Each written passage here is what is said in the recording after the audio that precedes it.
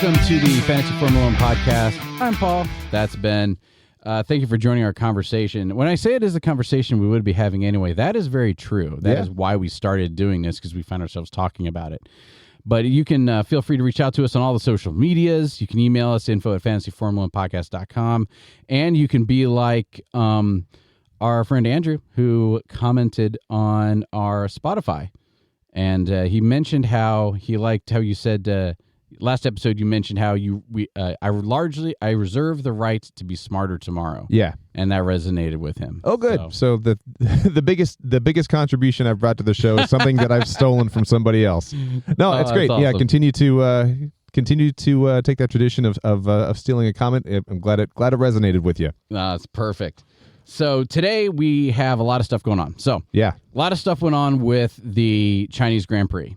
All right, it was the first sprint race. A lot of stuff to dive into. And just to set the stage, we're recording this on the Tuesday after the race, so it's still fairly fresh in our minds. And but we have been able to kind of calm down about it. That's true. I'm not going to lie. I went into the app and was about to rage change some of my stuff. Oh, sure, yeah. And I walked myself off the edge for that. Back from the edge for that. I've been just enjoying all the memes from this week. all of the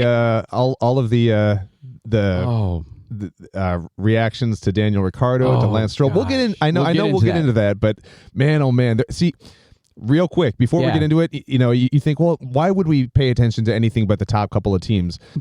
Because everywhere else on the grid, it is so juicy and it is so much fun. Wonderful. It is wonderful, and as soon as you think it's not, Lance Stroll rear ends Daniel Ricciardo. For example, we're not getting into it yet, but no, sure, but again, as we've gone through this process, I've kind of thought to myself, okay, well, week in, week out, there will be a race, there will be a winner. It's probably going to be one of maybe two or three teams, and then it might, or there might be a little surprise. But how long is this going to stay interesting? It's every week there is something just insane going on. And is it soap operas for men? Absolutely, it is. But I will be here for it because it's absolutely awesome. So for today, we're going to be talking about largely race reactions and diving into a whole lot to unpack about the race. Yeah, and then we're going to touch on your fantasy teams. Sure. However, next episode, because I'm behind in my analytics, next episode is when we're going to do a deep dive into the fantasy numbers, because since this race was the first sprint race, there's double the numbers, and we get to juxtapose them. Yeah. And so there's a lot to unpack there, and I want to make sure I have my conclusions and the work to support those conclusions. Yeah. So a little pullback of the man behind the curtain situation here. We typically will come out of the race weekend, record our reaction episode, and then take a lunch break or talk about some random topic, and then come back and record the fantasy Formula One specific episode and then release them back to back. Yeah. This week we got 2 weeks before the next race, so we're going to talk race reactions, and I will, as you said, I'll go over my teams, but then we'll get into the what we should be doing moving forward next week. Yes. Okay. Exactly. Because there's just so much to talk about this week, and I've been waiting for the sprint weekend because you have twice the qualifying. So I'll say, I need to make a note of that. So sprint qualifying, team locks. Yeah. We'll discuss that. Hang on a second. Sprint qual lock. Because I'd forgotten to add that to my list. Okay. So we're going to do that. I'm going to go over, as far as the order we're doing today, I'm going to go through a race recap because I take really good notes that are improving more and more. Hey. I don't know if I'll be able to keep it inside the 30 seconds that I did last week. No, that's fine. We'll see how it goes. We're going to go over words and jargon update because Baby RB, as we call him, has a new name that we'll be discussing. Then we're going to be going over rules and procedures because the rules and procedures for the sprint weekend, I knew the order had changed, but the rules had changed about when they can and can't touch a car. And last week we were like, nope, this is how it works. Turns out I was out of date with the information I had. So we'll update that.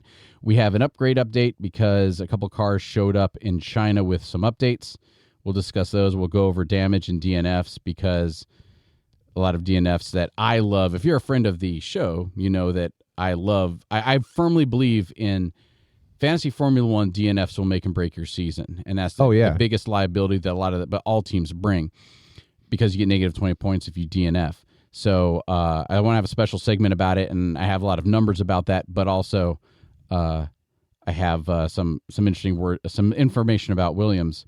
Then this is a new segment that I personally love, the Hot Goss. If anybody friends, if you've watched Brooklyn Nine-Nine, the TV show.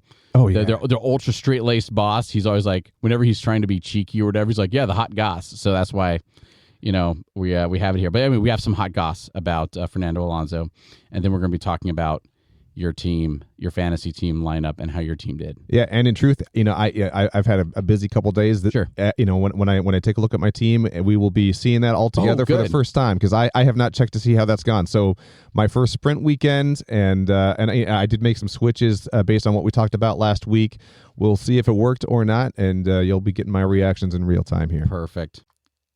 And that is one of the great things about fantasy Formula One, as opposed to like fantasy football, fantasy basketball, fantasy baseball, is you only have to lock in your teams before the race starts. Yeah. So it could be a drawback, because those of us who vibe on this really enjoy watching it and really enjoy messing around with it and tweaking it. But you can finish the race, wait 3 days, and now you looking at your team right now is just fine. You're not days and weeks behind in what's happening. Absolutely. Kicking it off with my race recap. Now, someday I would love to be able to do like they do on F1 Live and pull it all from memory. I am not that good, so I'm going to have to use my notes. No, you said, you'll get there. So are we starting with the sprint? Yes. Okay, so cool. I'm going to go from the very beginning of the weekend all the way through. All right. And you know what? And what we've talked about so far with the sprint is it is so much lower stakes. It is so much of a lower stakes event for those top tier teams. Mm-hmm. And this is really the opportunity for some of those mid and lower tier teams to actually try to snag some points. Exactly. So I was actually kind of surprised, based on that discussion, what the outcomes were. We were saying we reserve the right to be better tomorrow. Yeah. We'll be smarter tomorrow.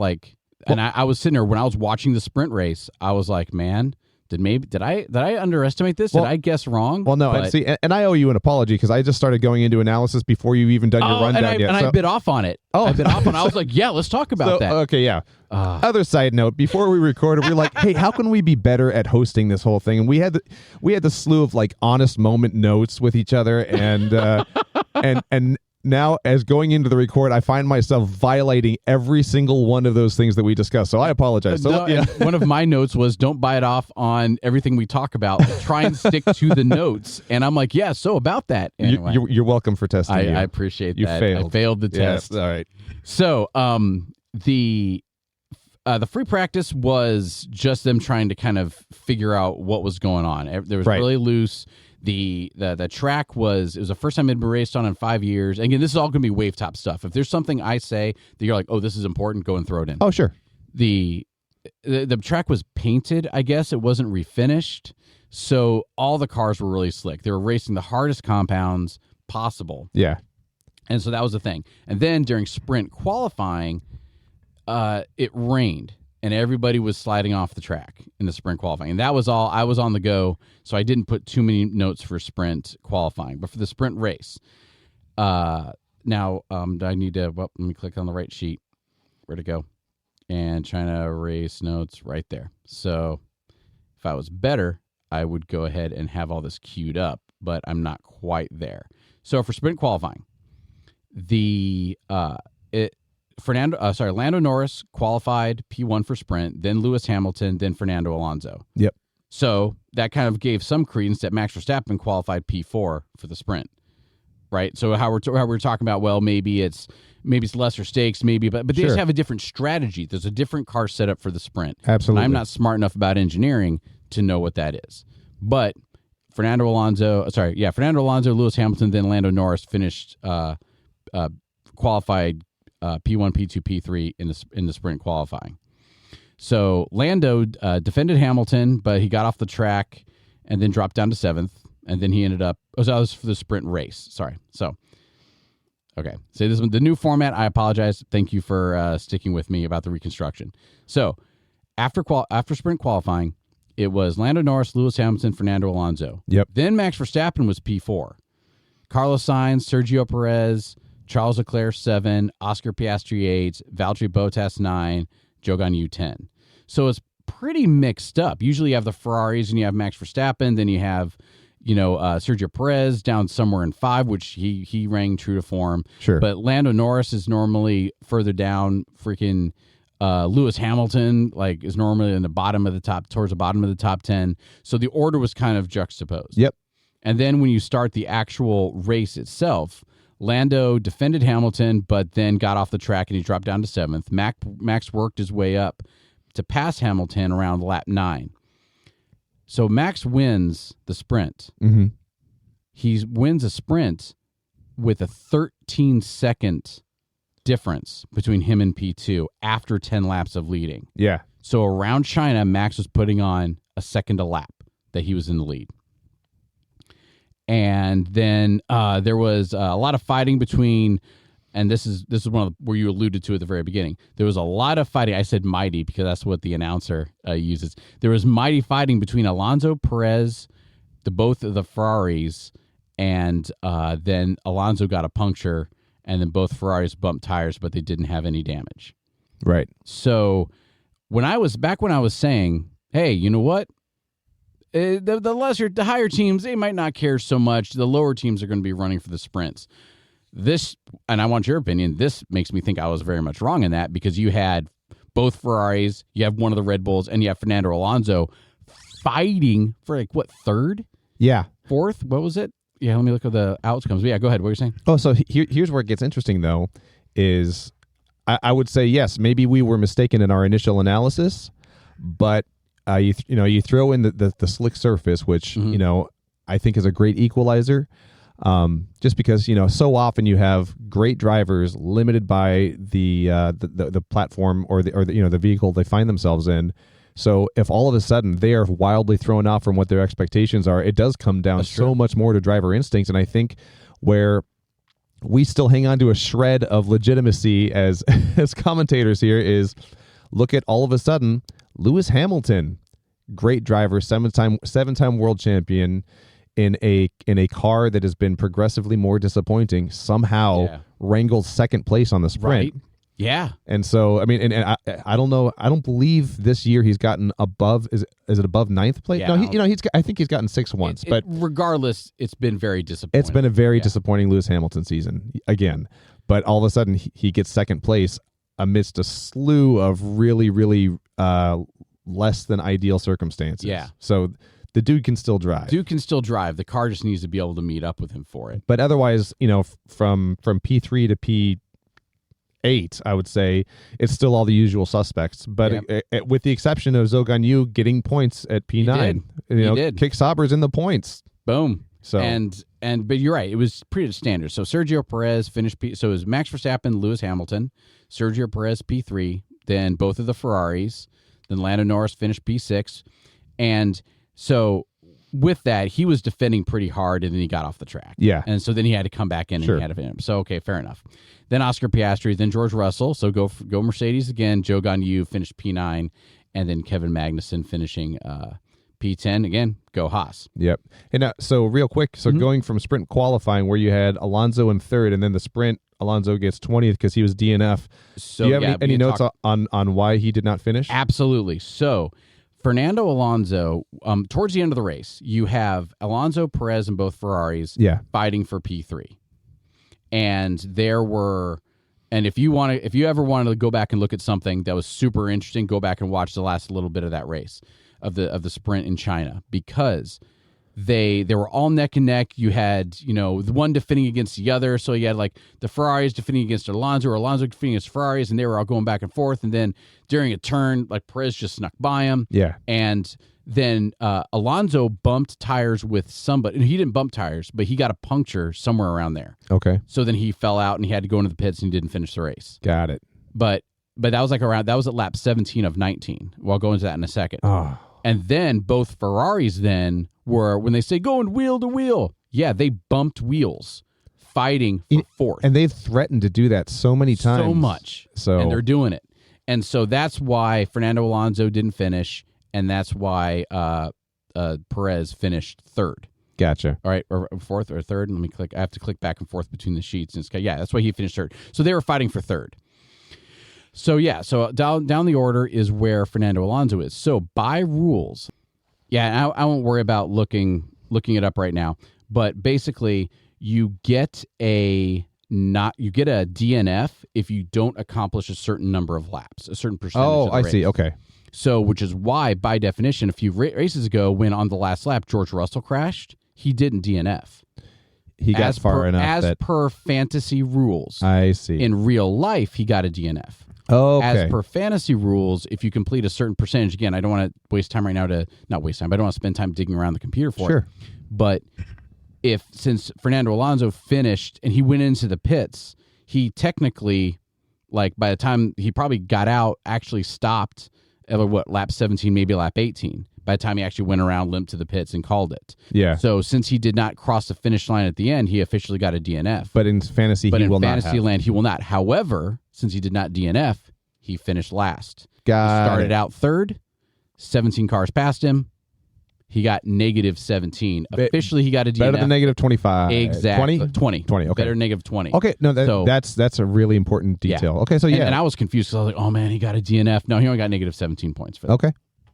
Moving on to we're a little away from me there. Moving on to the actual GP qual. Yeah. To the actual qualifications.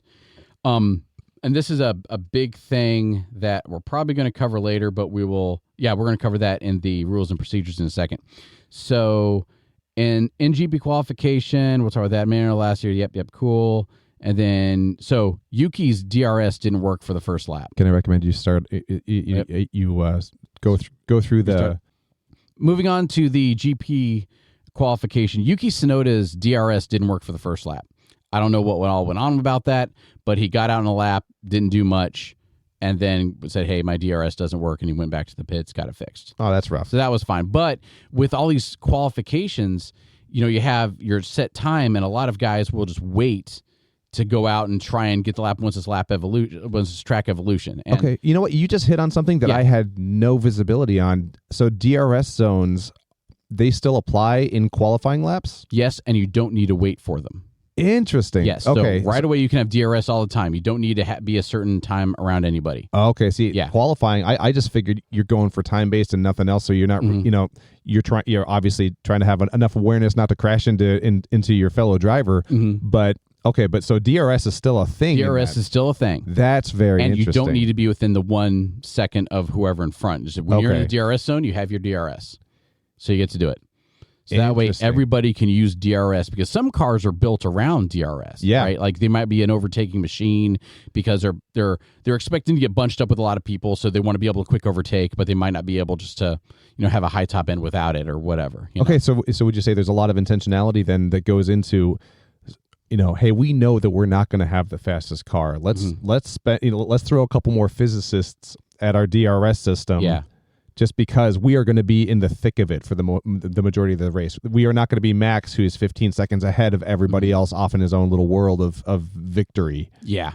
I think that's absolutely part of it, because even though for each car, you'll probably have multiple different, and it happened in one of the races that one of the Ferrari drivers, we're going to go for plan D, which meant they had a plan A, B, and C already queued up. And that was just one driver in one race. Yeah. So my guess is as soon as, how the field stratifies out, they're like, hey, listen, we won't be able just to run away from everybody, but we'll have DRS. Okay. So that way we can pass people. And then if they ever make the mistake of passing us, we can pass them. Pass them right back. Yeah. Okay. So that speaks a lot more to the intricacy of the driving strategy, even within the qualifying laps, to me. Because again, before I was just thinking, it's just you're racing against yourself. You want to go as fast as you can. Hopefully you place yourself well, while also avoiding other cars. Yeah. But no, it's I want to be near these guys if I have a strong DRS based system, because that's where I'm going to perform my strongest. Yeah, and you can qualify to that point too. Wow. So you can. Yeah, no, absolutely. So cool. All right, I love it. Thank you. And that was something honestly I wasn't 100% aware of until this race. Okay.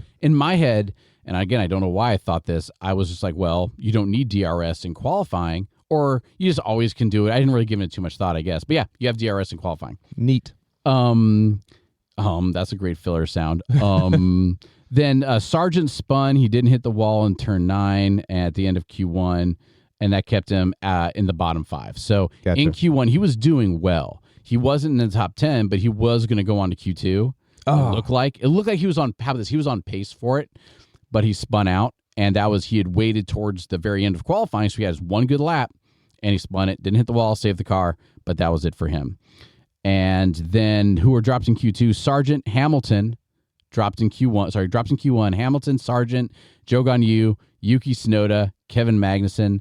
So, Paul, how many of those drivers did you have on your fantasy team? So many. So many I had, but that's okay. And then after Q2, Stroll, Ricciardo, Ocon, Albon, and Gasly. So, Paul, how many people did you have there? At least still one. a few, yeah. Still a few. Well, so there's always a bright side, and that if your drivers are starting low on the grid, you've got room for overtakes, especially if you have a driver like Hamilton. Yeah, right? You have. I mean, and don't get me wrong, like they're a bottom of the top 10 team, and if for some reason he's starting 18th, yeah, like you have a chance. So on to the race. Any questions about qualifying? No, that was quite edifying. Thank you. Cool. Yep. So on to the race. Yes. Race was pretty much standard. Nothing happened in the big turn. We both thought there was going to be a whole lot going on. And when we say the big turn, we're talking about in China, turn 1 into turn 2 is it's a 270-degree turn that shrinks in radius as you make the turn. So you don't just lock in on a certain angle of your steering wheel. You have to progressively be turning tighter and tighter. And then as you come out of that, you immediately rip into basically a U-turn. So you're never given the chance to come out of it and build up a lot of speed. Yeah. It's wild. And again, then if you account for the fact that the road conditions were what they were, coming out of a turn like that into a harsh turn the opposite direction with a slick road, it's kind of a miracle that everyone didn't die.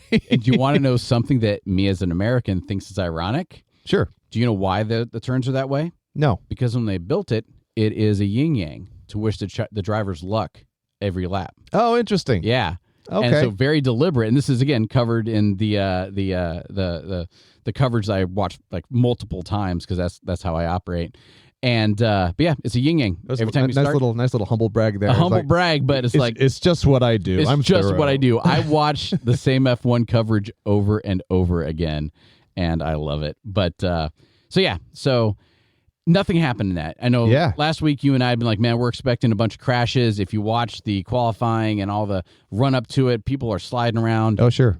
No, everyone kept it chill because probably they all knew they would crash and come up the works. Yeah. And anyway, so now were there crashes? There were crashes. There were. And this is, I know we have just in the text you and I went back and forth about coming here to talk about this. There's a lot to unpack here. Absolutely. So feel free to jump in anytime. Sure. Lap 20. There is a yellow flag so first off, the race is going swimmingly for the first, there's 58 laps.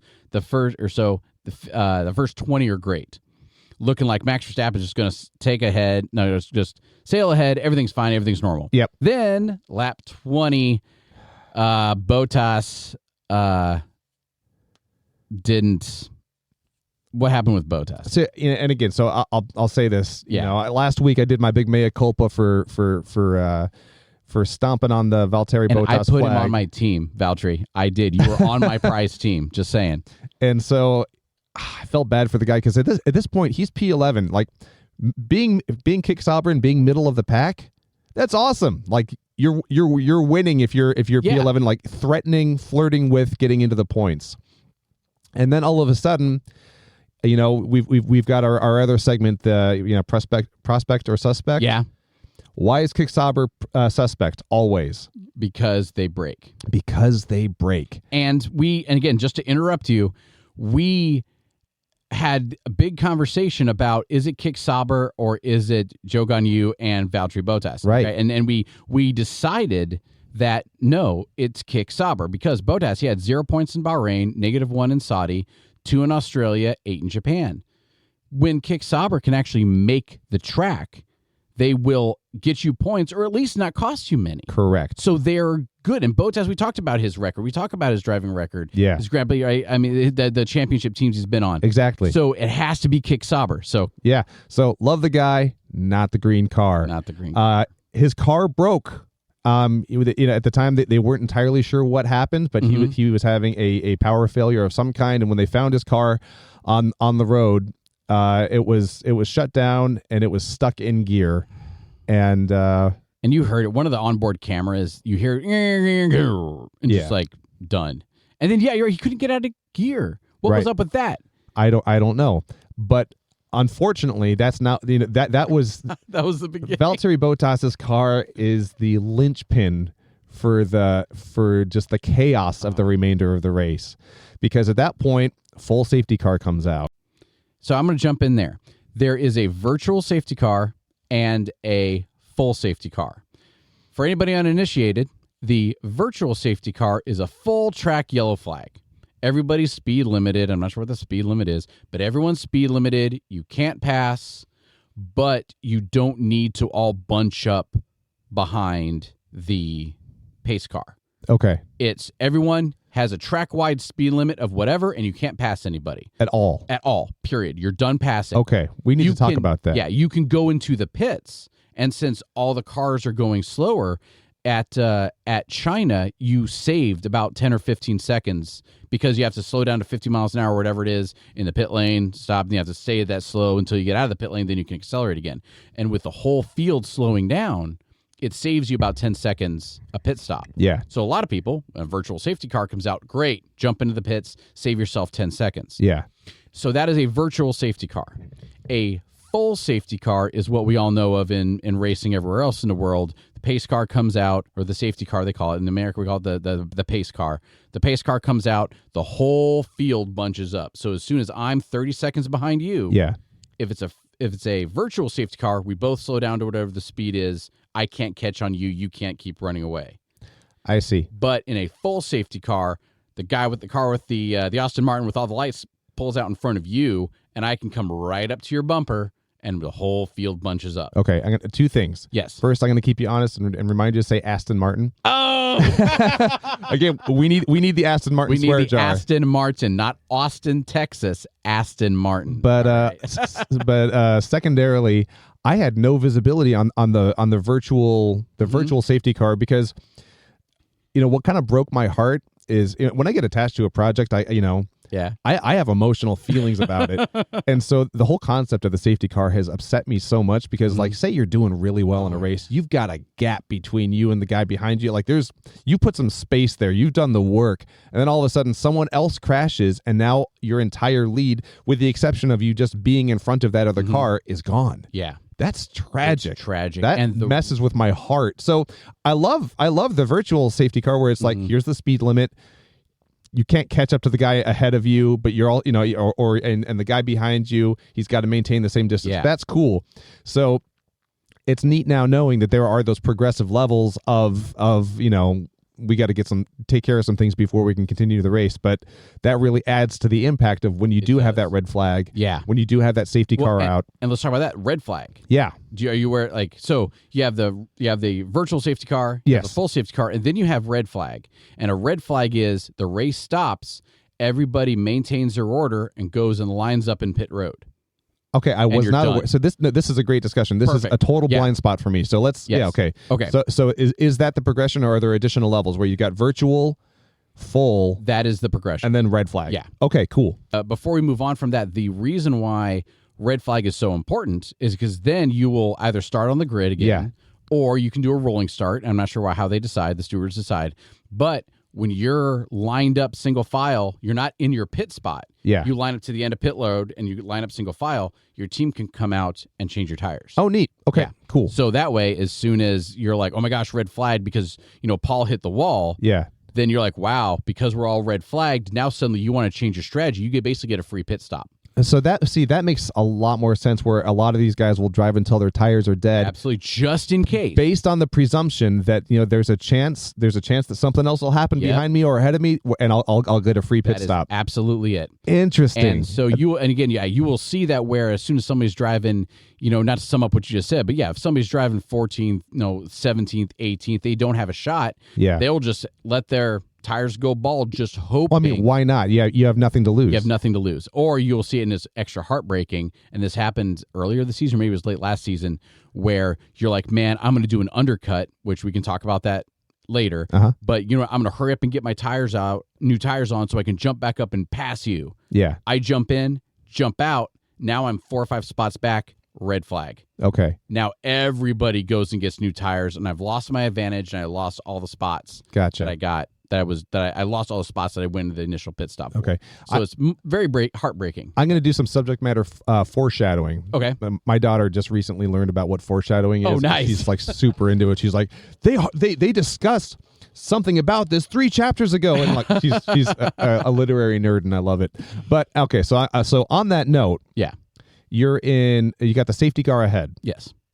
You are not allowed to pass other cars at that point, Correct. Are you? No, you are not allowed to pass. Okay, so cars. I have to ask, in the limited Formula One footage that I have seen, or when I have been able to watch a race,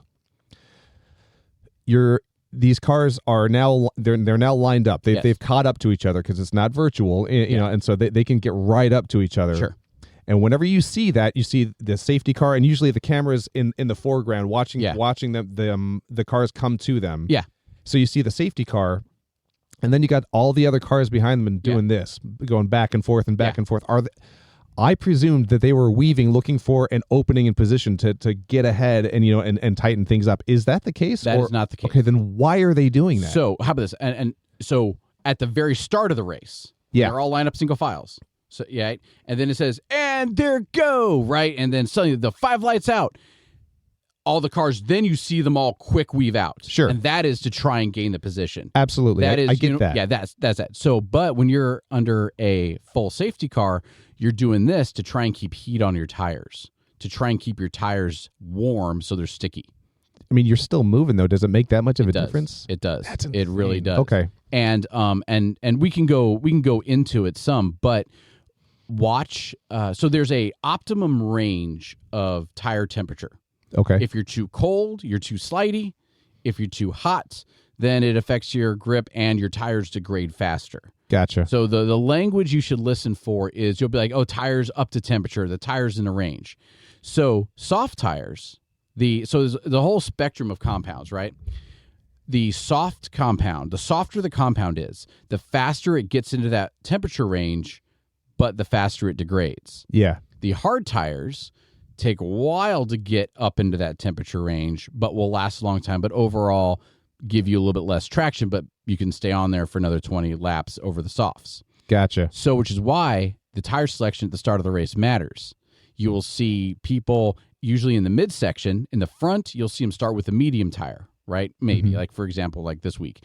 The front have a medium tire. The guy is starting around 10 to 14, 15, and again, there's pluses and minuses, will have the soft tires. So that way you'll see as soon as, like, for example, this race, if you rewatch it, as soon as the race started, you saw both of it wasn't RB, who was it? I think it was the Kick Saubers, jump around and pass the RBs. Why? Because they had the soft tires, RB had the mediums. So the soft tires suddenly had all the traction right away, and they could start passing people. Gotcha. Right? Yeah. And then, but as soon as you have the medium tires, you want to go ahead, and as soon as you're at the front, you want to have a nice balance of tire. So that way, I'm racing against you, and we have medium tires, and so maybe we're not worried about the people with the softs passing us. And if for some reason you go soft and I go medium, and we're on the pole together, you'll jump ahead of me. But in 10 laps, when your tires burn out, I'll pass you, and it won't matter. Got it. And so what those other people are trying to do is try and jump ahead to recall, right? Or was it, what's the opposite of foreshadowing? Where you do, is it recall? Where you recall, it's in comedy, right? I'm with you, yeah. Call back, that's it. Yeah. So to call back to the previous conversation we had. Bring it full circle. Bring it full circle. I like it. As soon as let's say I'm P14 and you're P10. Yeah. I will do a softest compound, maybe you'll do a medium. Start of the race, I jump ahead of you. But I'm not going to start sweating yet. You're not going to start sweating until somebody else crashes at the end of lap 1. Right. Now suddenly it's a full safety car. We all line up and keep there. Or, God forbid, there's a red flag. We all go into the pits. Now I'm 4 positions ahead of you because I have the softer tires. We all put on a different compound, and I race on from there. Now, when everyone goes in the pits, are you required to change tires at that point? No, okay, you can do whatever you want. Okay, cool. Yeah. So that's about the hard, medium, soft compounds. Excellent. And that is why they zigzag, because depending on your compound, depending on all that, you want to be able to keep that heat up. And this will blow your top a little more. There's a lot of gaps between cars. Yeah. Because if I know we're about to start, let's say I'm number 3, right? Yeah. I can't pass number 2, but number 4 can't pass me. So as soon as we're coming around onto a straightaway and I want to get a lot of heat in my cars because I want to pass you up ahead of me, I'll slow down and let you get all the distance. Oh, I gotcha. And then you can burn out. Then I can burn out, and there's probably some speed limit to it. Oh, sure. Then I can burn out to quick get the heat on my tires, and then there they go. And you'll see this. Wild. And Max Verstappen did it. Yeah. As soon as you're coming around, and you'll see Max Verstappen, he'll put a ton of distance between him and the pace car. And then as the pace car's dipping in, you still can't pass Max Verstappen until he crosses the start line. Gotcha. So he'll come around that last turn and floor it while everybody's at a virtual standstill around a hairpin, and he'll accelerate. And then everybody else, as soon as I'm 4th, you're 3rd, then there's Perez, and then there's Max. Max is full throttle, then Perez, then you, then I can run. I see. Okay. And so it just stretches out the whole field. So a bunch of racecraft. That's very, very interesting, because that makes me wonder if that's what Alonso was doing. So back to the whole thing. Going back, that we needed that journey. Okay, this was completely valid conversation. But getting back to the race, safety car is out, not the virtual, the full on safety car. Valtteri Bottas, love you, man, you're out, and now you got cars lined up, and Alonso, I think is he P6? He's P4. He was P4. He was defending. Okay. He was the one defending that. I can't say for sure if he was P4, but he was high in the order. Yeah, he was doing at very this well. point.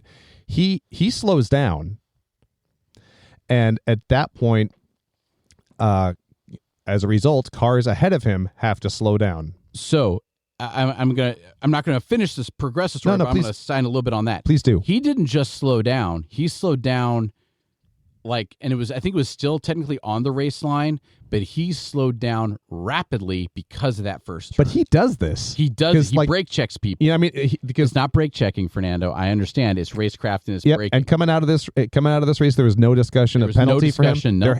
This season, there have been discussions from when he has done this before. Yeah, he's been penalized before. He's been racing longer than Yuki Tsunoda's been driving. Yeah, and so Alonso slows down. Cars ahead of him have to slow down. Yep. And then Daniel Ricciardo, who we'll talk about more in a second, he's one of the 3 cars that is a DNF. Yeah, he was doing all right up to that point. He slows down. Guess who's behind him? Lance Stroll, Alonso's teammate, and he, for whatever reason, doesn't slow down enough. Smashes into the back of Daniel Ricciardo. Yep. Who, and then another important detail coming up here, causes Daniel Ricciardo to bop into Oscar Piastri, who was doing great, doing wonderful. Yeah, he was. He was on track to get to come out P5 in this race. Yeah, he was doing really great. And thankfully, he didn't retire. No, exactly. He just had damage, but this is a different thing. Yeah, absolutely. Well, yeah, that impacts me on a personal fantasy team level. So multiple damage there, but Daniel Ricciardo has to retire. His car is done. Oh, also something happened before that where during the safety car, Daniel Ricciardo did get a three car penalty for the upcoming race in Miami because during the safety car he overtook Kevin Magnussen. Really? And it was not. Was that no? You're right. Because was that the one where? I'm sorry. Other Haas driver, Nico Hülkenberg. Is that when he was coming out of the pits and he passed him, or is that? I think that was Liam Lawson. Sorry, I don't know for not sure. Liam Lawson. It better not be. We miss you, Liam. No, that was my countryman, our countryman, Logan Sargent. Yeah, because Sargent, he finished the race. Good job, man. But he did get a penalty as well. But during the safety car, Daniel Ricciardo did actually overtake Nico Hülkenberg, and so he got a penalty. It would have been a end of race China penalty had he finished the race. But because he had to retire, that penalty is being enforced in Miami in 2 weeks. Oh, I didn't hear that part. Yeah, so they would have pulled him from the race? No, they wouldn't have pulled him from the race, but he would have been penalized. It would have been like a 10-second or something akin to that. Gotcha. So Lance Stroll hits Daniel Ricciardo. Ricciardo's out. Also, so bad day for Baby RB. Oh, we'll talk about that in a second. We're doing better at keeping segments organized. Yeah. Ish. So bad day for RB Racing because Magnussen collided with Yuki Tsunoda, causing him to retire. And that was lap 32. So like Yuki had been doing pretty good until that point. I had Yuki and Magnussen on my team, and I was like, please, I had Yuki somewhere. Oh, but Magnussen knocked out Yuki. Yeah. Lance Stroll knocked out Ricciardo. So RB Racing is a double DNF. Yeah. And so that's a bummer. It was rough. And Ricciardo stayed in for a while, but he had the floor damage, and then he was out for that. Yep. Then because of all of those, there's a safety car, and then Hogan and Stroll both got penalties. And then, so this is me. I didn't actually say that. This is me continuing on with the race recap. Then Sargent had the penalty, and then Ricciardo retired, and then the call came out that Piastri had the significant damage that we already talked about. Yep. They were P8, and this is an interesting point to bring out, how we talk about teams will handle DNFs and car damage differently depending on where they were. Yep. So Oscar Piastri was P8, and he's like, hey, man, I took damage. And they stayed in. Yeah. Like, they didn't quit. They kept in the fight. And where did he end up? He ended up P8. Oh, did he? Okay, yeah. See, so he didn't lose any more spots, or he fell down to P8. Maybe my note's wrong. He got overtaken post damage by one or two cars. If he had not been damaged, he had figured to finish at P5. Okay, see, but also if he had taken the damage at P15, they might have just retired him to try and save the car. Sure. So there's that. Piastri. Alonso was in the pit for let's see here. Alonso pitted for medium tires, and then got passed up to P9, and then lap 48 he started worrying Ferraris in P4 and 5. So that was actually pretty cool. So Alonso was in the back of the top 10 because he pitted for medium tires. And then the Ferraris, before he'd started passing people, they're like, hey, Alonso just pitted. We're going to have to deal with him before the end of the race. Yep. And they were like well aware of his ability to pass stuff. So he passed Piastri into P7 around lap 50. Lap 51, the top 10 order was Verstappen, Norris, Perez, Leclerc, Sainz, Russell, Alonso, Piastri, Hamilton, Hülkenberg. And then, and this is great, Julian Palmer. He's one of the announcers on F1 TV.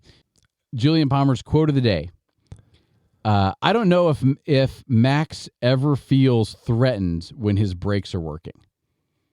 He doesn't, because he will just light up the brakes and use every bit he has in every turn. Yeah. And his brakes, when they quit working, that was what DNF'd him. Got it. I think that is an amazing quote by Julian Palmer. Nice. So then Max ran over debris on lap 55 and stopped my heart because he called out that he might have taken damage. Turns out he didn't. And then the race ends up with the top 5 being Verstappen, Norris, Perez, Leclerc, and Sainz. And that is the race recap. Yeah. Been a long time, but we covered a lot of some of the other stuff. Oh, we did, yeah. Otherwise, so we'll just kind of keep pressing with words and jargon update. Okay, sure. So we Red Bull. So you have Red Bull Racing, right? Think Max Verstappen, think Sergio Perez. Yeah.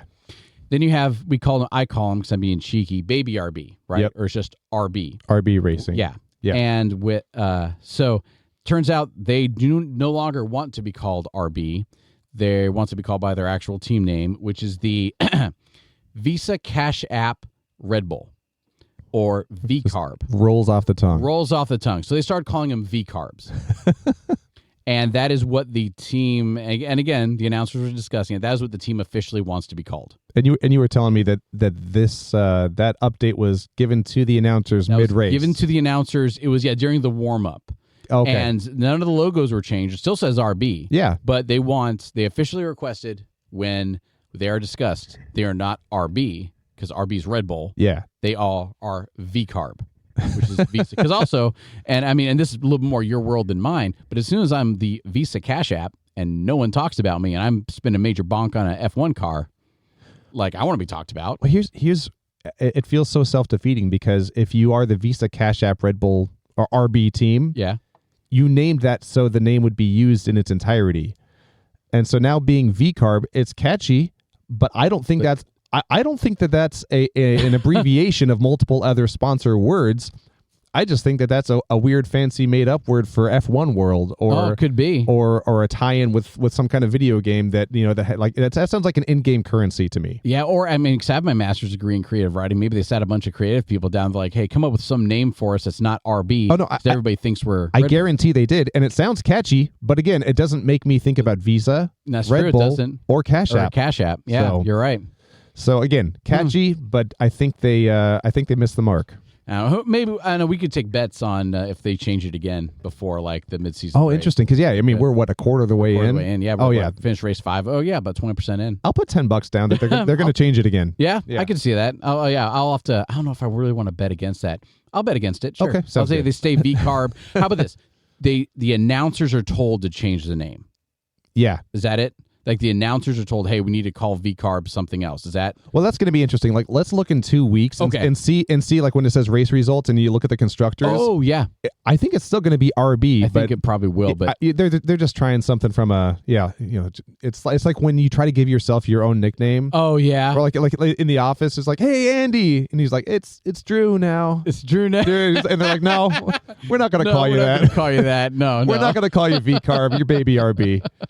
So yeah, nicknames are great. I always wanted a nickname, and I learned though you can't give yourself a nickname. No, you can't. Yeah, especially because nicknames you give yourself are kind of cool. Yeah, and it's like, but I also don't think like, hey, what do you? I race for VCarb. Like, I don't know. Like, there's no way Iceman walked into the locker room and was like, people call me Iceman. And we can, if we remember, we can have a whole segment on military call signs. Oh sure. Yeah. Oh gosh. On to race procedures and updates. Yes. And we kind of alluded to this earlier. So going into the season, it was from the time the first qualifying starts until the time the last race ends, you can't touch your car. Right. That has changed this year. So now at the start of the race weekend, you have your sprint qualifying, your sprint race, and then they have the sprint race and the Grand Prix qualifying separated by about 3 or 4 hours. At least that's what it was in China.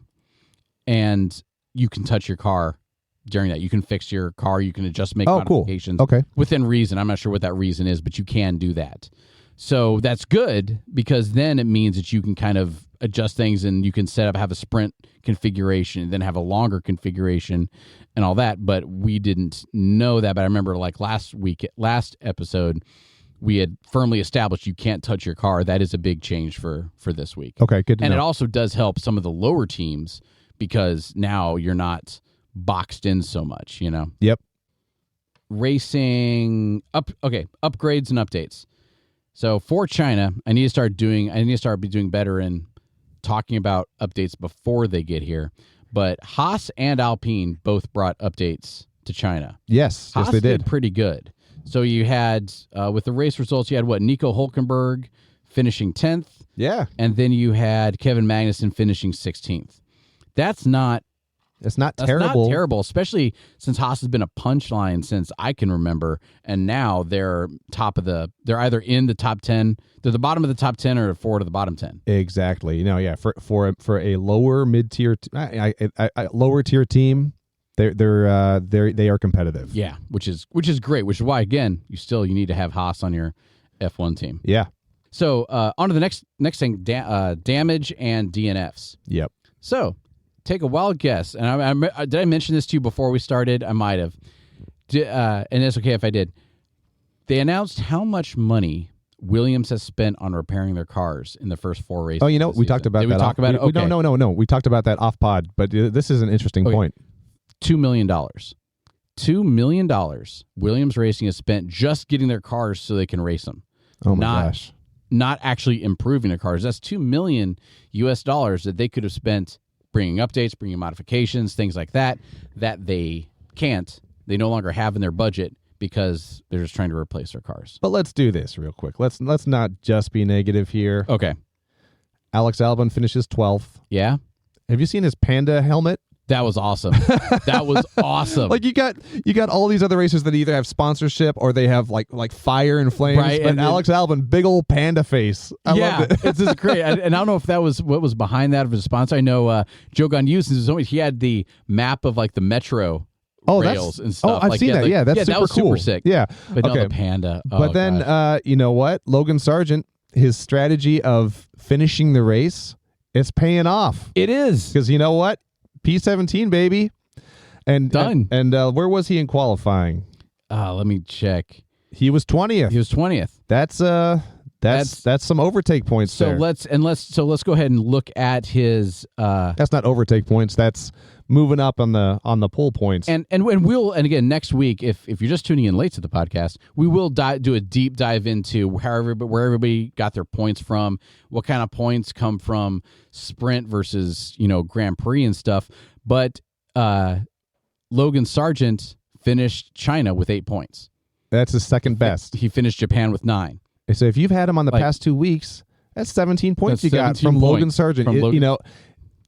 Social media aside, the memes aside, the boy can get you some points. He can. Yeah. You're my countryman. We love you, Logan. And this is a Fantasy F1 podcast, and you are a valid player in that game. You are absolutely a valued player in this game. Don't crash. Just make it to the end, man. And let's go ahead and, again, not to be fair, because, again, not to be unfair, but with Daniel Ricciardo. So I mean, go back and look. My record is very clear of how much I was infatuated with him being in being in Formula One, and it was grounded in solid logic. It was grounded in solid logic. I'm like, dude, this guy, and I can reread his pedigree. We've talked about it enough. DNFs twice, 2 races in a row. Yep. Total in Japan, he took negative 19 points. Total in China, because he had the sprint, he took negative 9 points. Yep. And so no matter how much, I feel like he and Valtteri Bottas trying to flip, but if it wasn't for but here's Bottas, the thing, I have less anger in my heart for VCarb than I do for Kick Sauber. I feel like Daniel Ricciardo is the eternal victim of circumstances. I mean, yes. Okay, he's not completely blameless, yeah. But again, I saw a meme recently. Have you ever seen the movie Hot Rod with Andy Samberg, 2007, where like he does stunts on his little moped? Maybe. Oh, that movie is such a hidden gem. Okay, it's not. It's in the mainstream, but it's one of those. It didn't do great in theaters, but then people bought it on DVD, and it's hilarious. That is the second Andy Samberg reference we've made in this podcast. Oh my gosh, he was on Brooklyn Nine-Nine. That's right. That's right. So yeah, he's Andy Samberg, friend of the pod. Yep. No, but like there's this whole sequence where he gets bad news, and so he goes out into the woods to punch dance out his rage, and like there's this whole like minute-long sequence where he's doing increasingly complex dance moves, and he's like even on a pommel horse in the like set up in the woods. Oh, that's awesome! And it's incredible, and then all of a sudden he trips on a log and then like falls down this mountainside for about 45 seconds, and it's just like and it's insane. But someone of course superimposed like Daniel Ricciardo's career. It's like 16, 17, 18, 19, 20, 21 is all him doing these amazing dance moves, things. and then all of a sudden boom, hits the log, 21, 22, 23, and he's just flying down the mountain. And that has continued this year. I think everyone still sees the potential that he brings. Yeah. But he has to not get rear-ended by Lance, by Lance Stroll. Yeah, but all of a sudden, like he'll get through a race, but Yuki shows potential. Or he'll get just killed by Lance Stroll. And again, he's still in the fight because Yuki also got taken out this time around. I feel so badly for both drivers on that team, because none of that was their fault. They were all doing their exact job. Exactly. And stuff happens. And do I mean to throw too many rocks at Lance Stroll? It's easy to do now, but George Russell, when he crashed a couple races ago, right in the last lap, he said that he was going at this one turn. He always glances down to adjust something on his steering wheel and glances up. Yep. It's only a fraction of a second. And that was it. It's long enough. And if you watch the interviews with like Daniel Ricciardo implies that Lance Stroll wasn't even looking up when he hit. So Lance Stroll coming up on a turn, glance down, maybe adjust his brakes, maybe do whatever. But then the 3 cars in front of him all start locking up. Yeah. Everything happens so quick. So I'm not trying to sit here and be like, hey, he's a bad driver. But him glancing down a second, just like with George Russell, glancing down a second, and that's it. You glance down at a second, and now you're rear-ending somebody. And if you're Daniel Ricciardo, you're like, dude, I'm just trying to have a race here. Exactly. And Lance Stroll's handling of that from a media perspective could have been a little more gracious. Yeah, we can talk about that in a little bit, but let's talk Lance Stroll for a second. Okay. Because I see and I appreciate you trying to say, hey, dude has been driving the fastest cars in the world for years here, and there is some legitimacy to that. But let's take a snapshot look at Lance Stroll's career. Yeah. Guy can drive, okay? Yeah. He's 25 years old right now. Feels so old. I know. But I think he took the career path of like a professional gymnast where like those athletes peak at maybe 17, 18 years old. Gotcha. Okay? Yeah. And I feel like Lance Stroll is a gymnast in an F1 car. I don't think about it that way. That's because here's why. Okay. 2004. So guy's born in 1998. So that's fun. That was the year. In case you're curious, that was the year I graduated. That was my freshman year of high school was when he was born. Yeah, same. 2014, he's the Italian F4 champion. 2014. So this is at age 16. Gosh. 2015, he's the Toyota Racing Series champion. Okay. 2016, he's the European Formula 3 champion. 2017 is his debut year in Formula 1. Okay. And he's the second youngest Grand Prix racer to get on the podium ever. So like he's age 18 and 30 days or something like that. And he made podium? Yeah. Jeez. So he had potential. Yeah. But again, since then, over the course of his F1 career, 3 podiums ever, 148 races. And even with that, I can't throw too many stones at him yet because you've got Nico Hülkenberg. He's like, forever the bridesmaid. Yeah. Yeah. Dude knows how to drive, but he hasn't gotten to a podium. Carlos Sainz didn't have a race win until like 1 or 2 years ago. Okay. Now he's got a total of 3, but everyone's like, Sainz! Yeah. But those stats aren't too far off yet. Yeah. But then you look at his I almost said filmography because I like movies too much. I'm sorry. But let's look at his F1 career. Okay. 2017 to 2018, he's with Williams. How does he get on Williams? His dad donates $80 million or contributes $80 million to Williams. Oh, no kidding. So season 1, he finishes 12th overall. For the 2018 season, he finishes 18th overall. 2019 and 2020, he moves over to Racing Point, who do they become? Which is a British team. Oh, okay. His dad and his investment buddies had bought that team. Gotcha. And he moves over to Racing Point. In his first season there, he and guess who his teammate is on Racing Point? I'm gonna say Fernando Alonso just because we're talking about it. No, Sergio Perez. Really? Yep. In 2019, he gets 21 total points. He was outscored by Checo on 18 out of 21 races that he participated in. In 2020, he gets 11th overall.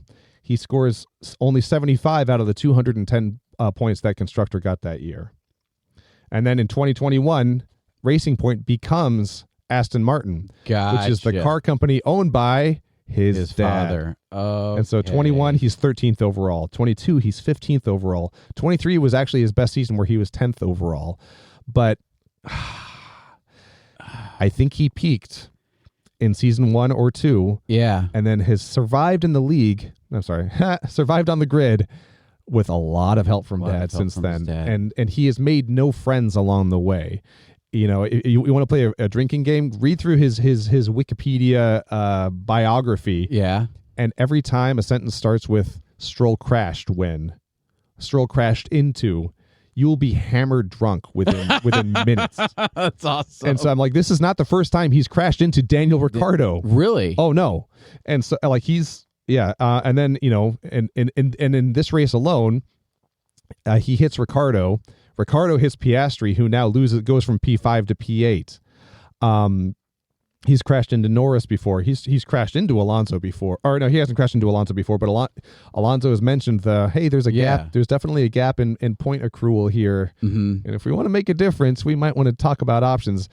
I think we're entering a point where Lance Stroll's dad can't ignore the fact that he might be more of a hindrance than an asset on the team. Because at what point is, and I am by no means I'm not a good enough driver to race an F1. I drive a Honda. I'm not a good enough driver to race an F1. I mean, Max Verstappen drives a Honda. So. Actually, that's true. I drive the same brand as Max Verstappen. I'm going to ignore the fact that mine is a Civic. Fair. But I keep fantasizing about getting the paddle shifters for my Honda Civic. Nice. I think that'd be wonderful. But no, at some point, when's the money? Because I can understand the idea of it being, okay, we just got to let him get those reps. Yeah. Right. You got to stay sharp. Oh, sure. And on Drive to Survive, he's made, Lance's dad has made zero effort to hide the fact that he's like, no, I want to do this with my son. This is awesome. And if you have the money and that's what you want to do, then mad props to you. Sure. But at some point, as soon as you're like, this needs to be a money-making venture. Right. And like if you're paying for Alonso, who can still drive, pair him with someone who can complement that skill set. Or if you are trying to completely agree with it, or concerning Fernando Alonso and Lance Stroll, if you have your son who, man, really needs some pedigree, maybe really needs some mentorship, are you going to keep a 2-time world champion who is evidently cool with not winning races because he doesn't have a good enough car? Exactly. On your team to try and squeeze out every little bit of knowledge that dude might have. Right. But again, at this point, though, like average career for an F1 driver doesn't last this long. No, it doesn't. And so, and with the results that he's bringing to the table or not bringing to the table, it doesn't surprise me that, again, if you go around the social medias, there's 19 F1 drivers and Lance Stroll. And again, I that's why I wanted to make sure I read through his previous career accolades. He's got them. You don't win races, you don't win championships on accident, but I think this just demonstrates the level of the gap in performance levels between formulas formulas. Yeah. This is a whole nother level. Yeah. And so you've done great things at those other levels. Very few people can do things at the F1 level. Yeah. And if you're not there's nothing to be ashamed of, but there is something to be ashamed of if your seat is being bought every year. And that is the perfect segue into our next section, Hot Goss. So our third Brooklyn Nine-Nine, actually it's a recall of the first. It's recalling the first one. But that's okay. So the gossip. So I enjoy rumor mill as much as the next person, and you and I talk about it plenty. Oh, sure. Offline. But I try to get my news from F1.com, right? Like I try to get my news from legitimate sources, and then as you're scrolling through the Instas and the social medias, you get to see all the quotes and then verify it. But this is a perfect transition from Lance Stroll because he was doing a pre-race, or he was doing a pre-race interview with my man Will Buxton, I think. But I say my man like I know him, but one of my favorite commentators, Will Buxton, and basically he was like, so are you signed up for next year? And Lance Stroll's like, well, I'm just focusing on China or Japan or whichever race it was. I think it was China. He's like, no, I'm just focusing on the race. I was like, come on, man. Like, you're going to be in. He's like, no, FC, we just have to focus on the race. And again, I don't think there's any credit to it. But however, given this conversation, what if his seat is no longer assured? Oh, wouldn't that be great? What if he has to actually earn his seat this year and he has to at least do something that shows he's progressing? Oh, I'll play this game with you all day, dude. Like, get Carlos This signed. is hot goss. This isn't necessarily real. This is total theoretical time where we can... What if he actually has to earn it? Okay, so I'm playing my unlimited chip right now. Carlos Sainz next year, baby. Yeah? Go Alonso and Sainz. Alonso's happy to still be racing at his age. Mm-hmm. Sainz is hungry. Yeah. He wants it. And the car is good. Is it top tier? No, but you can still scare McLaren. Mm-hmm. You're definitely competitive with Mercedes at this stage in the game. Yeah. You're getting, it's a failure if both cars are not getting points. I would agree. That's a good place to be in. It is. And so Sainz will do some crazy things to try to win a race. Alonso will, I don't know anything about his personality, but at this stage in his career, to still be a part of the action. I think that's a good pairing. He has shown next level aggression. He showed next level aggression in China. And I would really much rather talk about this like while we're watching it, and maybe at some point we can start doing that on the pod. But basically, he challenged Mac, and I forget if it was at the sprint or whatever, but he like pushed the front drivers, and he put on soft tires, and everybody else went mediums, or mediums and everybody else went hards, or however that works. And he was like, "Nah, like I'm going to try and beat you at the front, and if it doesn't work, then I'm falling back." Still, absolutely someone you have to pay attention to. Absolutely, and he forces you to respect him. Yeah. And every time, and especially when we were racing China, every time he turned around, he was trying a new strategy. He was going in to put on mediums to try and do an undercut or an overcut. He was putting on softs when everybody else went mediums to try and pass somebody. And he's like taking all these gambles because he's signed for next year. Right. And they're not getting points. And so now is the time to, again, this is all hot goss. Now is the time for him to be like, all right, my future's secured. And then he's even said it a few times. It's probably my last contract. Right. So guess what? If you are ever going to be, you know what, let's try something crazy here. Yeah. I want to, everybody else is going one way. I'm going to go to the rest and just see if I can outskill him. Sure. And you have Austin Martin. They're willing to let him do that. They want points. Dude, drop $1 in the jar, man. They have Aston Martin. They want the points. Darn it. I really should get a big jar and start doing it. I think that'd be hilarious. Yeah. They'll have pizza for them. That'll be great. Gosh. I would love to live in that world. However, I keep seeing posts here and there about signs potentially going over to Kick Sauber. That like there's a wow, lots of words.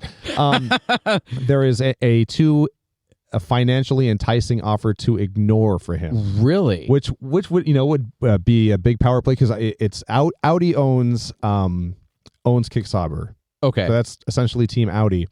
They want signs, and then they would want a German racer. So I've also heard talks of pursuing Nico Hülkenberg. So it would be signs and Hülkenberg on Kick Sauber next year, and if they can lure him over with the money and then fix their engineering and pit woes. Yeah, that's an aggressive move that I really respect for that constructor.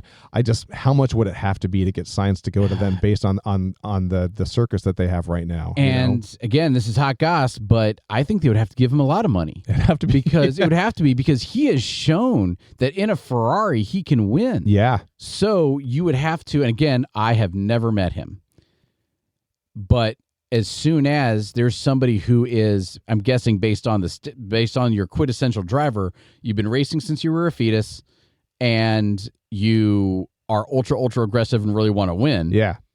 As soon as you're like, man, I'm losing my Ferrari seat, put me in the right car, I can win for you. Yeah. How much money would you need to be offered to go to the car that right now has a hard time getting their drivers out of the pits, and this very last race, somebody DNF'd because of a no-kidding power unit failure? So bad, and I'm sorry, I don't know how you do an engine failure and you can't get the car out of gear, but that's something different. Hot goss. But how much money would it be? I don't know how much he's earning right now. Right. It has to be. We'll if we had done our due diligence on this, that's a great theoretical question though, because again, drivers get so fed up when it is a clear case of the driver outperforming the vehicle that they are in. Like that's where all look at Lewis Hamilton, look at Lando Norris up until maybe a year and a half ago. Yeah. They were like, I'm gonna jump ship right now. Yeah. Hamilton's been with Mercedes forever, and he's ready to be done with them because they keep going. They went the wrong direction with the car, and I'm not trying to get off on Mercedes right now too much, but Hamilton's making $30 million right now. Okay, and again, I can't imagine Ferrari's going to be the cheapest. They're not going to offer him less, but so they're so you have to know Ferrari's opened up their purse strings again. All gossip that we're cultivating at this point. Oh, for sure. But you know that Ferrari opened up the purse strings to pay for Hamilton. So if you're Sainz, and again, the rumor mill that you might be going to the new when Kick Sauber transitions to Audi, right? Yes, because they are Audi. They're owned by Audi now, but they're going when they change their name next season. Are they going to change their name? I hope so. I hope so Kick too. Saubers. I don't again like V Carbs. V Carb, yeah. Like what is is that a brand? Kick Saubers and I don't want to speculate, but yeah, Kick Saubers has to be a brand name. Gotcha. And I have no clue. I like their paint job, but I don't know. Keep saying and also since I keep saying Austin Martin instead of Aston Martin, there is a good chance that I'm mispronouncing Sauber. Oh no, for sure, because European languages, as dumb as English is. I'm sorry, French. Like you've got the market cornered on weird letters that don't make any noises. But it's like such a romantic language, French. No, it is. But let's stick an EAUX at the end and not acknowledge it at all. Yeah, just let it go. No, or like SAILLES, like Versailles. Yeah. Like what? Yeah. What is that? Who knows? Anyway, I love you, France. I'm sorry. This is a weird sidetrack. But Carlos Sainz is making his contract for this year is worth up to $14 million. Okay. He's making an $8 million base salary, and then there's $6 million in performance-based incentives. So what if a little car company called Audi comes up to you and offers you $20 million? I'd say you took the words out of my mouth. I'd say give me $20 million guaranteed, and I'm your guy. How many years? How many year contract? Yes. You want 1 year to work out the kinks. Yeah, and 1 year to make it happen. Exactly. Yeah. Let's account for some growing pains. Yep. Growing pains. I didn't say growing pains. Growing pains, and then after year 2, if I've done well, then we can talk again and see what we're looking at. Because for me, again, rumor mill, hot goss. I would want. How old is Carlos Sainz? I don't know. We can look at that. It doesn't really matter for this conversation. But my thing is, you don't want to get pigeonholed somewhere where you can't get out of your contract until you're too old to be wanted by somebody else. And that's exactly it. Yep. Yeah, you wouldn't want that. But this is some great hot goss. So, okay, and let me make sure. So, Aston Martin. Yeah. There was a long time ago, probably not too long, a big hot goss about Taylor Swift dating Fernando Alonso. I don't remember. I mean, it would have had to be. It would have to be a couple years ago. Pre-Travis Kelce. Oh, that's true. Yeah. It had been pre-Travis. It was pre-Travis Kelce. Gotcha. So, and for all you Swifties out there, of which I gladly say I am, when I haven't been to see one of her concerts, just because I am not that rich.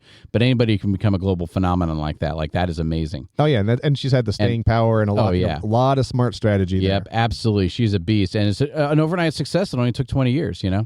But she's working out. But anyway, so before Travis Kelce, before all of that started, before the Eras Tour, there was a rumor that she was dating Fernando Alonso. And he never came out and said no, because the dude's got class, and he's not like, I mean, just Google it. He's never like, I'm not dating her. He's like, dude, like, I'm not getting in my personal life. What are you doing? Yeah. Like, it's straight, like, over, and I forget what the, is it en blanche, whatever. But he's like, no, like, I'm not talking to you about that. Like, done. I'm not talking about who I'm dating. Yeah.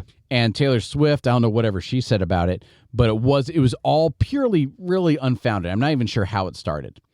Well, she just released her most recent album like a couple nights ago, and it's called The Tortured Poet Society. Yes. All right. And it turned out being secretly a double album. I know. She released 15 songs. Then it's like, surprise, here's another 15 songs no one ever knew about. It's because she cares about the fans. She does care about the fans. So she, like, and don't get me wrong, my wife and I, we're like, literally, we're listening to that in the car whenever we drive. I have a 10-year-old daughter, so I'm a contact, I've contact fandom, I guess. Absolutely. Yeah. Absolutely. So in one of her songs, she said, her lyrics go, quote, "I'm an Aston Martin that you steered straight into the ditch," unquote. That's brilliant. It's brilliant. So, of course, all the Swiftie, we're the Venn diagram of all your Taylor Swift fandom and all your F1 fandom. When they overlapped right there, yeah, everyone went nuts. And so Fernando Alonso posted something about it. Did he? And all he is, and again, maybe it was just a meme. That's why this is in hot goss. Like, none of this is founded. And maybe it was just like something that somebody else made and then posted, whatever.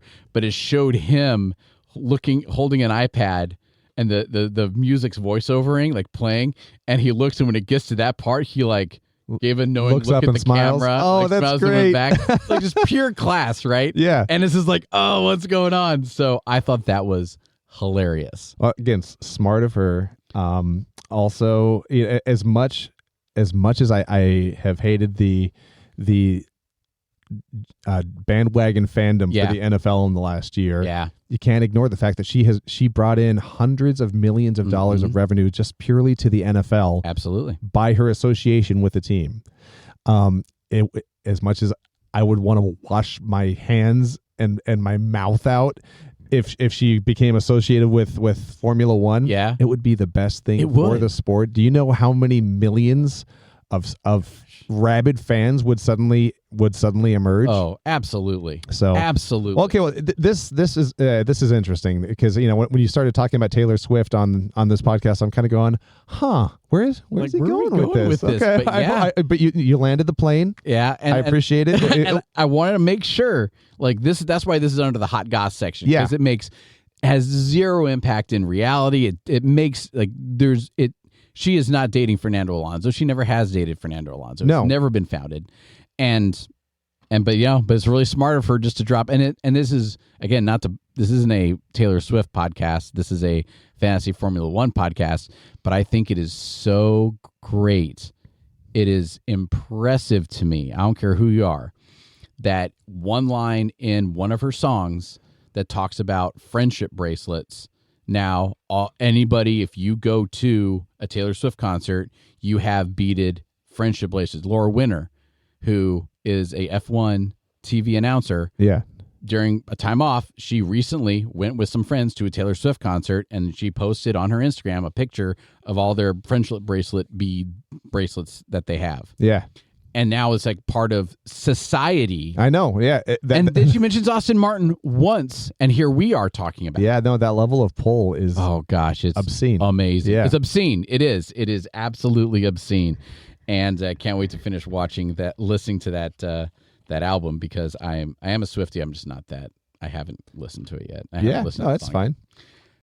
And now the next thing is to discuss actual fantasy F1 on this Fantasy F1 podcast.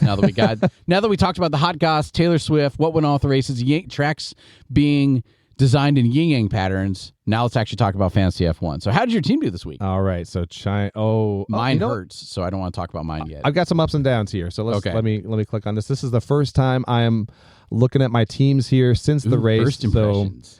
So, interesting stuff here. So Team 1, Newbie Alpha. That team was Charles Leclerc, Logan Sargent, Kevin Magnussen, Nico Hülkenberg, Yuki Tsunoda, and then my constructors. So this is my safer team. My constructors are Red Bull Racing and Ferrari.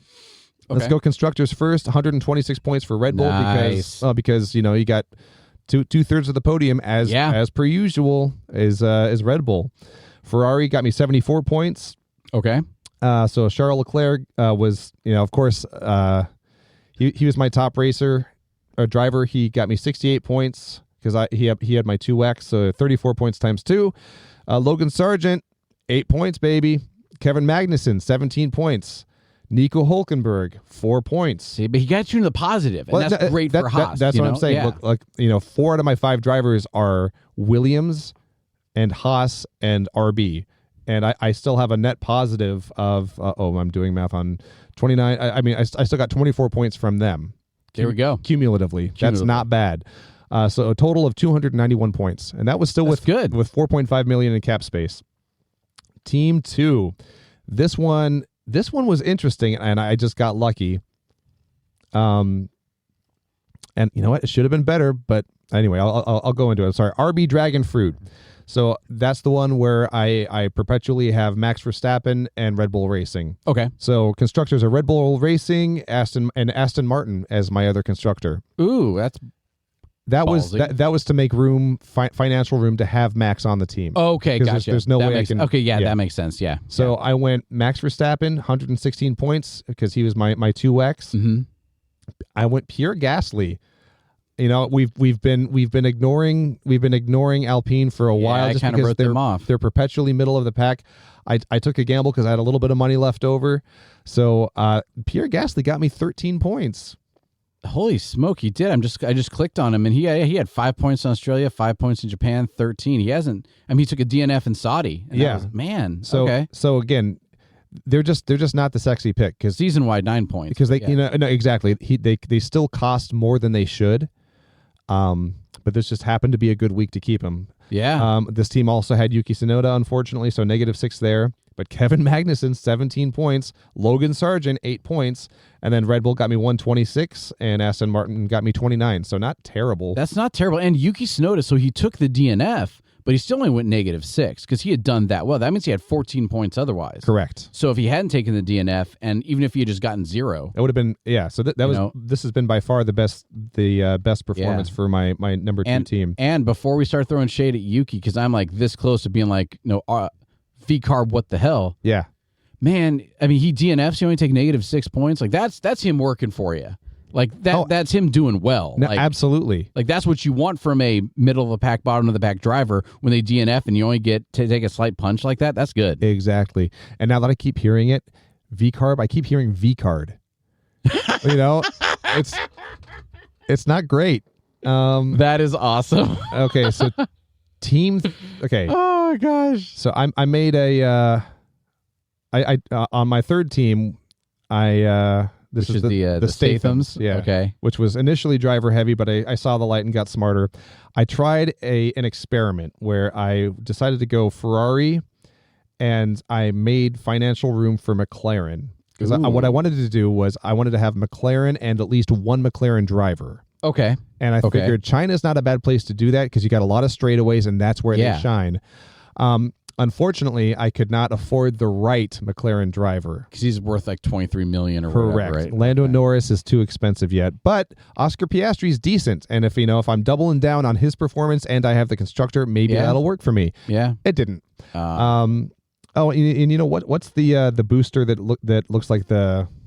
Oh, that is looks like the steering wheel. That's cruise control, autopilot. I think it's autopilot. Yeah. So So here's the interesting thing. I went autopilot, so it assigned my 2X to whoever was the strongest, right? Yeah.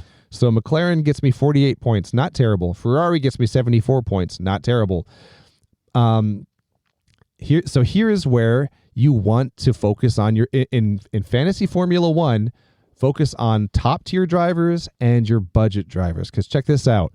Oscar Piastri did a decent job, got P8, healthily in the points, would have been P5, but he only got me 12 fantasy points total. Kevin Magnussen got me 17 points naturally, and so autopilot gave the 2X to him to get me 34 points. So again, Kevin Magnussen is less than half the price of Oscar Piastri, but he's generally going to get you consistent points, and in this case, 5 more points than Oscar did. And he qualified 17th. I just looked it up. Qualified 17th, finished 16th in the Grand Prix. Yeah. And then finished 10th in the sprint, which is still out of the points. Sure. So he wasn't anywhere near points. No. Because of how he zoomed around and he did a bunch of overtakes and whatever. So this is such a perfect perfect depiction of the disconnect between Formula 1 racing and fantasy Formula 1 strategy. Yeah. And then here's the thing. I picked the right Kick Sauber driver this time. Zogan Yu got me 13 points. There we go. And then I also still had money with to hang on to Fernando Alonso. That's great. Yeah. So here's the funny thing. My point total. Oh, sorry. Fernando Alonso got me 15 points. Great. I should be so happy with this because look, 34 from Kevin Magnussen, 12 from Oscar Piastri, 8 from Logan Sargent, 13 from Zogan Yu. Like I happen to pick well on my drivers, but because I don't have Red Bull as a constructor, my point total is 194. So like within the constraints I put on myself, I did well. But is this team going to be competitive on the international scale or even within a league at 194 points? No. And when you add up all the points, if you do 194, I'm no math magician, 194 take away 74. Right? Why am I taking away 74? Because that gives you how many points you would have gotten without Ferrari. That's how many points you got aside from Ferrari. 194 plus 74 to minus 74, 789, that's 120. So that's what's wild is this team that I have put together went as well as it could have because so many things could have gone wrong.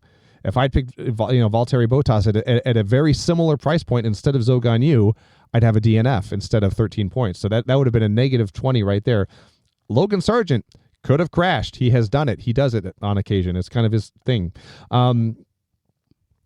This could have gone so much worse, and it didn't. And even though it didn't, even though the stars aligned, this team is a non-factor in a league. Because Red Bull, to back that up, Red Bull got 100. Just the constructor itself got 126 points this week. There is such a gap in the top of the line to your bottom tier driver price points, that if you focus it all on the middle, you're losing out. You're losing it out. Yeah, you need a couple of big purchases, and then fill in the rest with your budget drivers that will finish the race and maybe move up a spot or two. Yeah. And that's the only way you have a chance in fantasy Formula One. Yeah. So the Lewis Hamiltons, the McLaren drivers, the Aston Martin drivers, I'll say even the Alpine drivers. Yeah.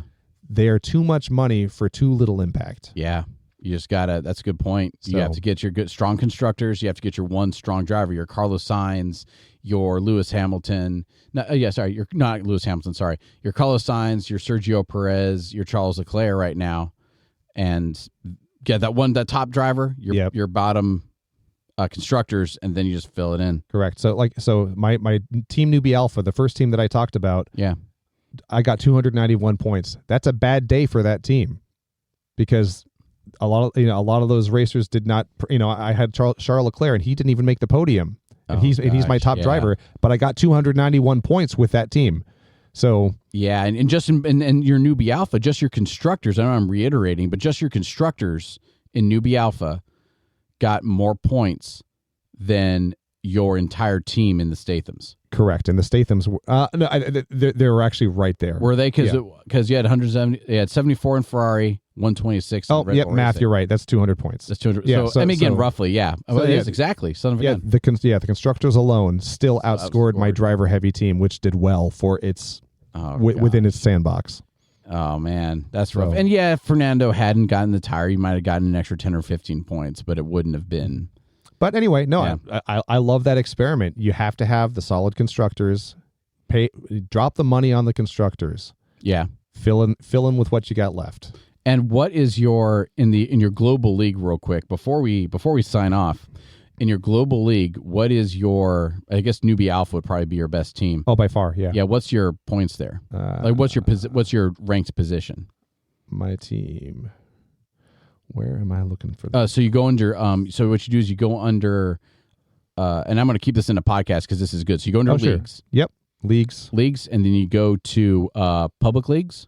Oh. And this is how you find out where you rack and stack overall, right? So you go into leagues, go into public leagues, and then you click starter leagues. Oh, I was in featured leagues. Okay, here we go. And then you'll see the global league right there. And this is just another real life demonstration as to why you should do this on your computer instead of your phone. Oh, because the phone infrastructure is pretty rough. Yeah. Okay, so public leagues. What does it say your rank is? Starter league here. You said starter league? Yep, starter league, and then the top one is going to be global league. Okay, so team 1, I'm 57,534. Okay. Team 2, 182,000. Team 3, 773,000. So you're 57. You said you're 57,000? Yeah, 57,534. All right, so you said you're 57,534, and the guy I have, the team I have that I keep at the bottom is leagues. Come on. Is public leagues, starter leagues, is 2,123,000. So you're still in the top, 5%, 3%? No, top 2.7%. 2.7%. Yeah. See? So this is still working. It absolutely is. Yeah, so you're doing great. And this is a point to kind of drive home is the fact that we're 5 races in, there's still 20 races to go, and you're going to have people dropping off, and you have people misusing stuff. And so as soon as you have, you can sit there and be, overall, you can be, you don't need to finish in the top 10 right per race, top 10% for any race, but once it averages out, you're going to be fine. And let's just do this for our fellow countrymen. We got, over 300,000 teams in the U.S. alone. Okay. So under public leagues, you can see where you are in the U.S. Oh, yeah. So I'm ranked 9,898. Oh, that's great. Out of 300,000. So let's do that math. and we'll call it 300. Sure, yeah, that's fine. Yeah, that's fine. So